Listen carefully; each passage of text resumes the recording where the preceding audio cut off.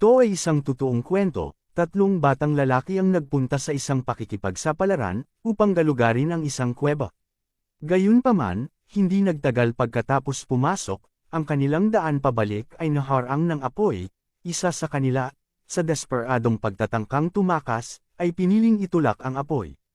Ang iba pang dalawa ay pinanood siyang mawala sa apoy, nanginginig sa takot, hindi sigurado kung ano ang gagawin. Sa kalaunan, nagpasya ang dalawa na tumakbo ng mas malalim sa yungib, at maghintay ng pagliligtas. Bakit biglang nagliyab itong kuweba pagkapasok nila? Ang insidente ay naganap noong ika-9 ng Hulyo, 1967 sa Estados Unidos sa Carnegie Cave sa Pennsylvania. Ang kuweba ay aksidenteng natuklasan ng mga manggagawa, habang gumagawa ng kalsada. Ang kuweba ay may masalimuot at sari-saring mga daanan, na ang pinakamahaba ay umaabot ng 457 metro. Kasabay nito, natuklasan ng mga manggagawa ang dalawang iba pang kuweba sa loob ng ilang 100 metro mula sa lugar. At sa karagdagang paggalugad, natagpuan na ang tatlong kuweba ay magkakaugnay. Gayunpaman, ang ginagawang kalsada ay nagkataong magkakapatong sa mga pasukan, sa mga kuwebang ito, kaya ang mga kuweba ay kailangang selyuhan. Nang maglaon, nagpetisyon ang mga lokal na residente, na pangalagaan ang kuweba, at nagpasya ang kagawaran ng transportasyon, na isil ang dalawa sa mga pasukan, na iniwang bukas ang isa. Ngunit ang pasukan ng kuweba ay kailangang konektado sa isang tubo, na umaabot sa gilid ng kalsada, upang matiyak na ang daan at ang kuweba ay patuloy na magagamit. Sa makatuwid, 170 sentimetro ang lapad, 47 metro ang haba na tubo ay itinayo, patungo sa pasukan ng kuweba. Para sa mga adventurer, ang pagpasok sa kuweba sa pamamagitan ng tubo, ay maaaring tila isang kakaibang karanasan. Sa araw ng insidente, tatlong batang lalaki na walang karanasan sa paggalugad ng kuweba, ang nagpaplanong tuklasin ang Carnegie Cave. Habang papunta sila sa entrance, nakita nila ang dalawa pang explorer, na lumalabas sa kuweba. Nagpalitan sila ng tingin at nagpatuloy sa kanilang paglalakbay.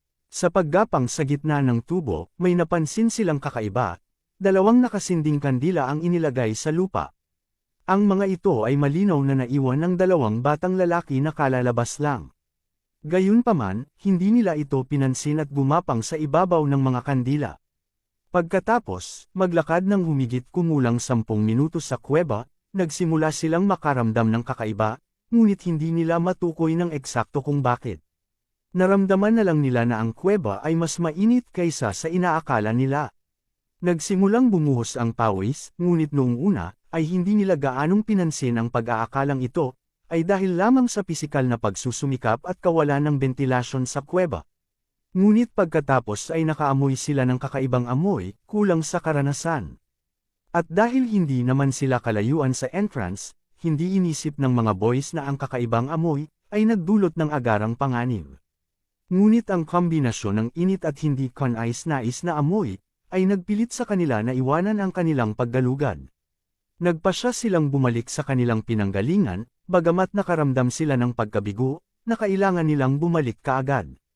Gayunpaman, habang papalapit sila sa pasukan, ang kakaibang amoy ay hindi lamang nagpatuloy, ngunit mas lumakas pa.